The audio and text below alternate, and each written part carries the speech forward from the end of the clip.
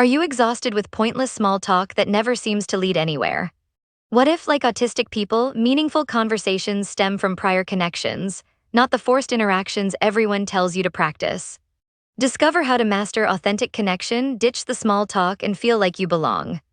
For many introverts, small talk can feel like a tiring chore. It's that polite conversation about unimportant things we often have with people we don't know well. Things like the weather or how's your day going. It's normal to feel awkward or drained after these kinds of chats, especially if you are an introvert. But is there a way to make small talk less painful and maybe even useful? Think of small talk as a starting point.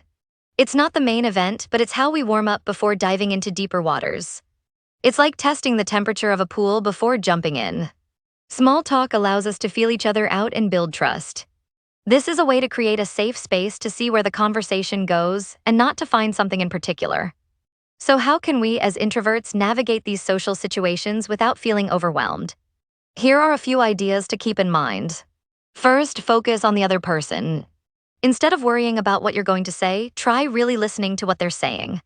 Show genuine interest by asking open-ended questions. These are questions that can't be answered with a simple yes or no. For example, instead of asking, "Did you have a good weekend?" try, "What was the best part of your weekend?" Another good strategy is to find common ground. Look for things you both share an interest in. This could be as simple as commenting on something happening at the event you're both attending. If you're at a conference, you could ask, "What's been the most interesting presentation you've seen so far?" This shows you are engaging with what's happening at this moment.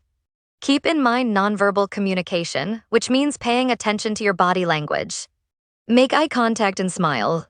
These simple gestures can make you seem more approachable and expressive. It also tells the person you're talking to that you're present and listening. Of course, it's important to manage your social energy. As an introvert, socializing can be draining. It can feel like your social battery is running low.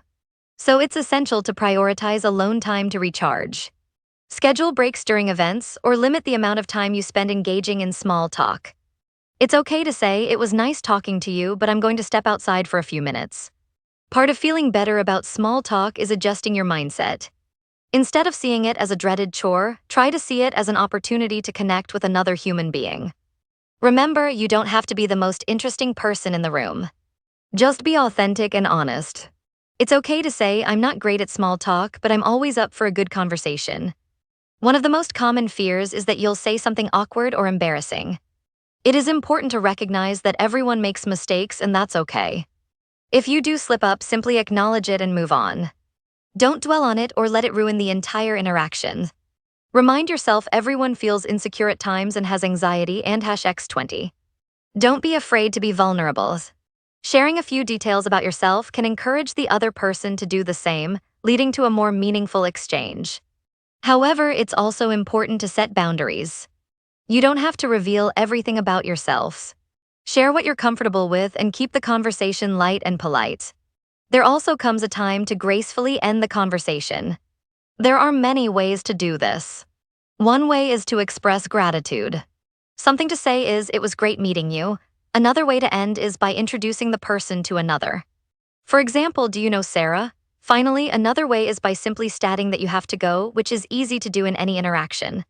The key is to be clear and respectful. Be firm when expressing your need to leave. There is no need to feel guilt. Setting boundaries also looks like saying that you will only be here for a certain amount of time. Learning to manage small talk can require a lot of patience. And remember, it's always up to you to help the conversation head into stuff that feels more authentic for you. Tune into your curiosity. Make sure you listen very carefully and ask a lot of questions. Try to find out about what others care about and get inspired and empathetic by focusing on these.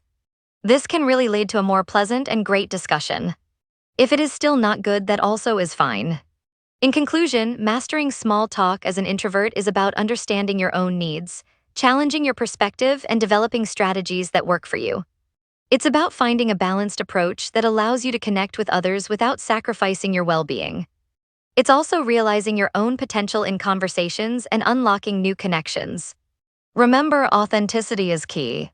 Let your genuine self shine through, and you'll find that small talk can be a lot more gratifying than you ever thought possible. There are still some problems to be solved when thinking about mastering small talk. This video assumes small talk works for everyone and is a skill that just needs to be taught, however, it isn't. There has to be more research on if those that do not prefer small talk, what are they missing? Are they missing benefits, or are there also benefits in avoiding such things?